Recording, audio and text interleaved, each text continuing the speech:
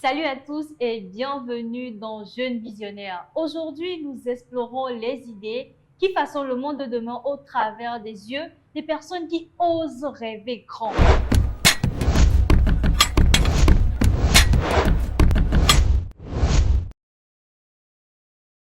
Dans cette émission, nous donnons la parole aux esprits ambitieux. Et dans cet épisode, nous avons un jeune visionnaire qui se nomme Coco, qui impacte et motive par sa vision unique sur le monde. Alors, bonsoir Coco. Bonsoir Laetitia, ça va? J'espère que tu vas bien. Non, tu me portes très bien et j'espère que tu as également. Je vais très bien aussi. Alors Super. aujourd'hui, j'ai une question assez particulière pour toi et très énigmatique. Es-tu prêt? Toujours prêt, je suis né prêt. D'accord. Selon toi, selon ton avis, selon ta perspective, Mm. comment fonctionne le monde? Alors, comment fonctionne le monde? Merci pour la question Laetitia. Pour chaque visionnaire ou pour chaque personne qui a envie de laisser une trace dans l'histoire, il est très important pour cette personne d'avoir une idée, une perception claire du fonctionnement du monde, comme la question a été posée. Et je tiens encore une fois à te remercier pour cette belle question. Alors, chacun a sa perception du monde, D'accord. mais le monde est ce qu'il est. Et le monde fonctionne sur ses propres principes. Il faut dire que le monde que nous vivons aujourd'hui est scindé en deux grands blocs. Il y a Karl Marx qui parle des classes sociales. D'accord. Ainsi, il y a deux grands blocs, que vous le vouliez ou pas, que tu sois... Laetitia, tu es religieuse, tu es chrétien, tu es chrétienne? Je suis chrétienne. D'accord. Que tu sois religieuse ou pas, que tu sois païen, bouddhiste, animiste, équiste, tout ce que vous voulez, vous êtes obligé de vous retrouver dans une de ces deux classes. OK? Que vous le vouliez ou pas, que vous priez, que vous allez au ciel, que vous tombez par terre, vous êtes obligé de vous retrouver dans une de ces deux classes. Alors, il y a la classe des dominantes, ou le bloc des dominants, et le bloc des dominés. Explique-nous. OK? Alors, comme le nom l'indique, quand on parle des dominants, on parle de ceux qui font la loi, ceux qui fixent les règles, ceux qui gouvernent le monde. Je ne suis pas en train de parler des gouvernements. Ça, c'est une parenthèse. Je parle de ceux qui gouvernent le monde. Ceux qui gouvernent le monde sont différents des gouvernements.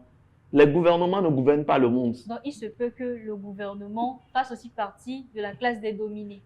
On va avancer. Parce que D'accord, là, allons-y. tu as un esprit beaucoup plus avancé ce soir. Sauf qu'on aille tout doucement. Il n'y a pas de souci. D'accord. Alors, quand on parle de la classe des dominants, comme je viens de le dire, Karl Marx les définit comme ceux qui ont les moyens de production. D'accord. Mais la question qu'il faut se poser, c'est où est-ce qu'ils ont trouvé ces moyens de production? Et pourquoi est-ce qu'on les définit comme, on les appelle la classe dominante? Comme je viens de le dire, c'est ceux qui font l'histoire, c'est ceux qui décident de comment la journée va se passer. C'est ceux qui décident de comment tu vas passer ta journée. Pour ceux qui sont dans la classe des dominés, j'essaie en même temps d'expliquer la classe des dominés, ou bien la classe dominante. La classe dominante, c'est ceux qui subissent. C'est ceux qui exécutent. La classe dominante, c'est Oui, ceux qui exécutent. Ceux qui sont dans l'exécution, ceux qui subissent, ceux qui consomment, les consommateurs, et ceux qui sont également des spectateurs. Ce sont ceux qui font partie de la classe dominante, ou bien de la classe des dominés.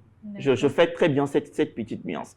Alors, pour mieux comprendre là où nous sommes en train d'aller, beaucoup plus pour nos internautes qui nous suivent dans cette capsule que nous sommes en train de leur présenter aujourd'hui, comment est-ce qu'on se retrouve dans cette classe? Ça permettra de comprendre au mieux comment est-ce que ça fonctionne. Comment est-ce qu'on se retrouve dans la classe des dominés? Et comment est-ce qu'on se retrouve dans la classe de ceux qui dominent? D'accord. Je suis persuadé que mieux tu me comprends, tu me suis mieux, nos internautes nous suivront également. Est-ce qu'on peut continuer? Alors, quand je parlais tout de suite de ceux qui exécutent, oui. quand je parlais tout de suite de ceux qui façonnent le monde et qui décident de comment la journée sera, ça t'a un peu tiqué. J'ai senti que tu t'es dit, Je me suis dit, il veut aller où il là? veut aller où là? Maintenant, je donne juste toujours des exemples pour Il expliquer n'y a pas de mes souci. pensées.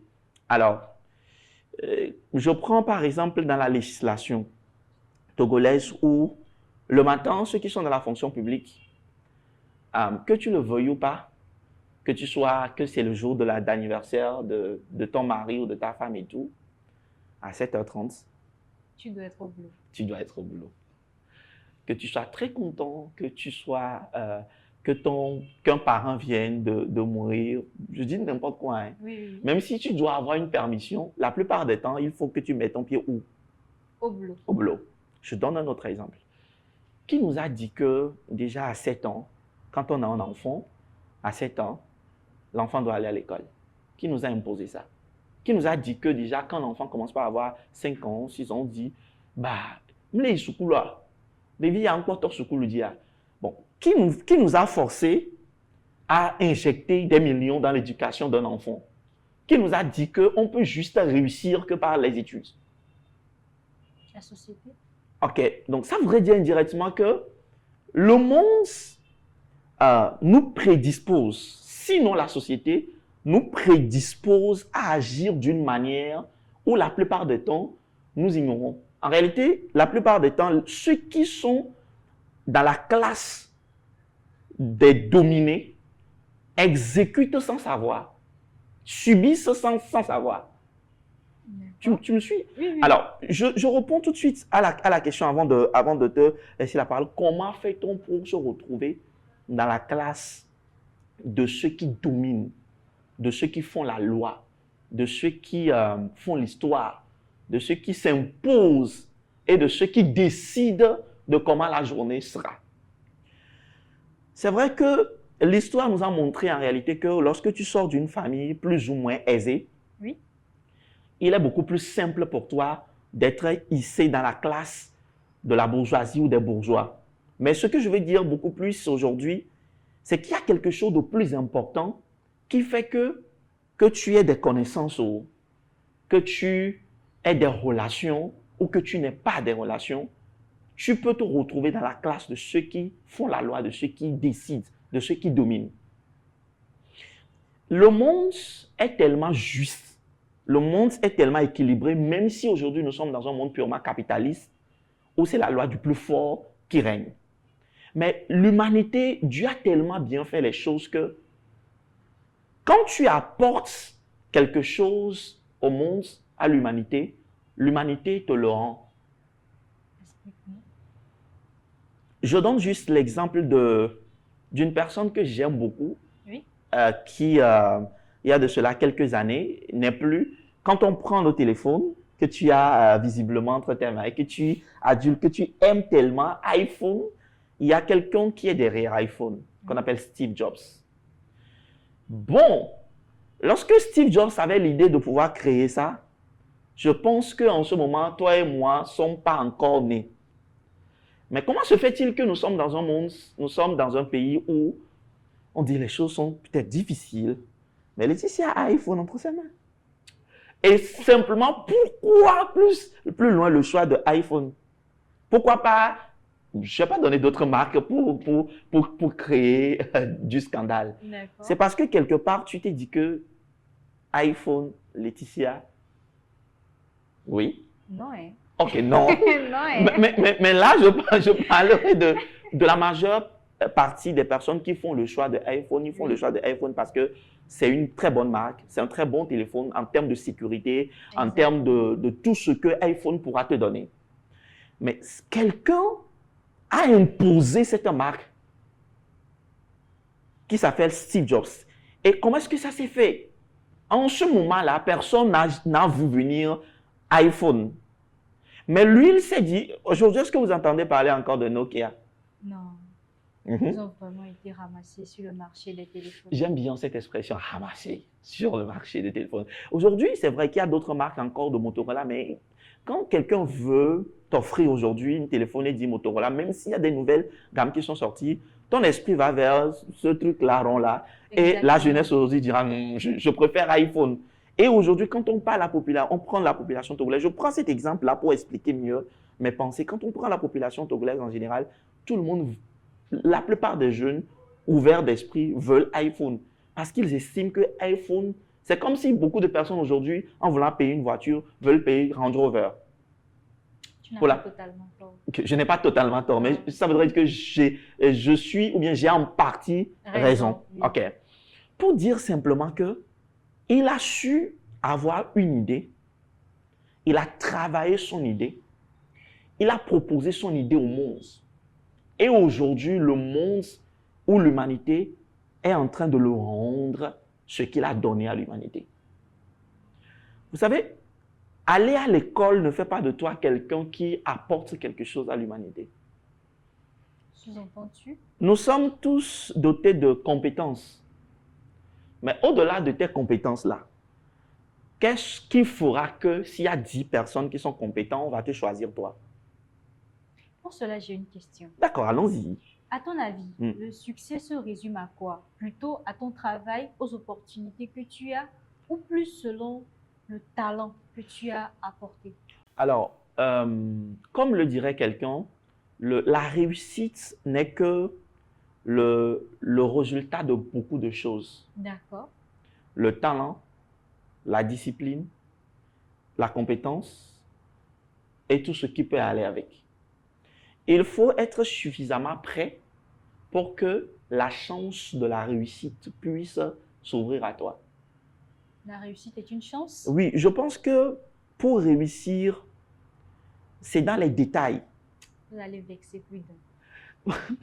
Pour réussir, c'est dans les détails. Je suis d'accord qu'il est important, comme je viens de le dire, il faut te préparer. Il faut être prêt pour que lorsque la réussite arrive, que tu sois au rendez-vous. Ça veut dire que forcément, il y a tout un travail derrière. Mais lorsque la porte de la réussite s'ouvre, c'est sur des petites choses. Peut-être c'est une personne que tu rencontres. Tu rends petit service et cette personne est celui-là ou celle-là qui viendra t'ouvrir la porte de ta réussite. Donc, pour parler de la réussite, en réalité, on se prépare à la réussite et la réussite vient à notre rendez-vous. Donc, Laetitia, permet rapidement que je puisse finir la définition que je suis en train de faire de ces deux mondes. Donc, je disais simplement que pour faire partie de la classe de ceux qui dominent, il faut apporter quelque chose au monde. C'est en cela que la question de la vision s'impose. Et tu as réalisé que tous ceux qui aujourd'hui sont en train d'impacter, sont en train d'influencer le monde dans le monde entier, ne sont pas ceux qui sont là et qui sont là que pour servir sans apporter une valeur ajoutée, sans apporter leur particularité, sans ressortir leur génie. J'ai bien envie d'utiliser cette expression aujourd'hui parce que chaque personne a quelque chose qui est en lui, une force qu'il doit mettre au service de l'humanité. Et c'est ce qui te passe, ce qui te fait passer dans la classe de ceux qui dominent ou dans la classe de ceux qui sont des exécutants. Tu vois un peu? Donc, chacun d'entre nous choisit dans quel camp, dans quelle classe ou bien de quel bloc lui-même il veut vraiment faire sa vie et vivre sa vie. C'est ainsi que beaucoup de personnes vont subir la vie jusqu'à un jour se retrouver dans un cercueil quelque part. Et de la même manière que vous allez voir 4-5 générations, ou dans toute cette génération, personne dans cette génération n'a jamais pris le vol. Personne de cette génération, 4 générations, personne n'a jamais pris le vol.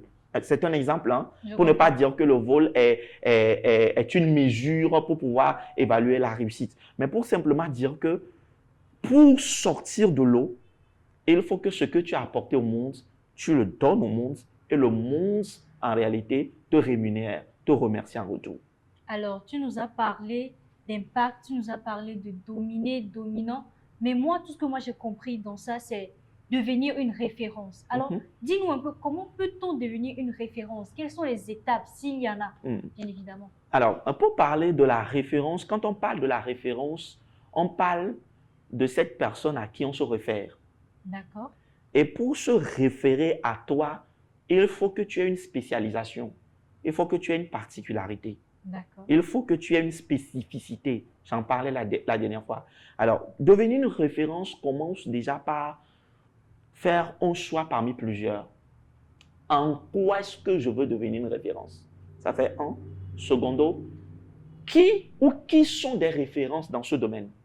Identifier les références déjà Identifier existantes. des références déjà existantes. Et parmi toutes ces références, à qui est-ce que je veux me référer, ressembler? Maintenant, quelle sera moi ma valeur ajoutée, ma particularité? Quel est le process que ces personnes ont fait? Le process est important. Et dans tous ces process, vous allez voir la discipline, la rigueur qui va avec. Si nous avons l'opportunité de revenir, nous parlerons de l'environnement, de ce qui t'entoure, qui joue un rôle important dans cette personnalité-là que tu vas finir par incarner en termes de référence. Alors, je résume en disant simplement qu'il est très important aujourd'hui de pouvoir te spécialiser, de connaître son chemin, d'assumer son chemin, de connaître les référents qui existent déjà dans ce domaine, d'être close, de les suivre de près, de connaître leur histoire, d'apprendre sur eux, d'où est-ce que ces personnes sont parties et comment est-ce qu'elles sont arrivées là où elles sont. Le process. Et le process est toujours, au process est toujours associé la discipline, la rigueur, jusqu'à ce que ta vision commence par consumer ton sang, qu'en réalité, tu vas pouvoir la matérialiser aux yeux du monde. J'ai dit quelque chose de très précieux que nous allons certainement, nous allons revenir sur ça dans d'autres épisodes, comme tu l'as dit au début. Merci beaucoup, Coco. Merci à toi aussi. Un plaisir. Un plaisir à partager. Merci.